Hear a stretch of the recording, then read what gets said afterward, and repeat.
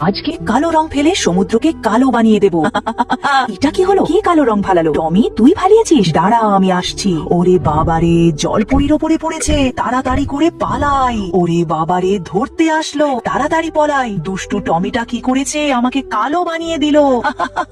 দেখ দেখ, কাইল্লা ভূত। আমাকে দেখে এখন সবাই হাসাহাসি করছে। হায় রে, এটা মোটেও ঠিক হয় নাই। জলপরীর উপরে বুদ্ধি এসেছে, কিছু একটা করতে হবে। মেডিসিন বানায়। এই মেডিসিন নিয়ে দিলে জলপরি আরো সুন্দর হয়ে উঠবে।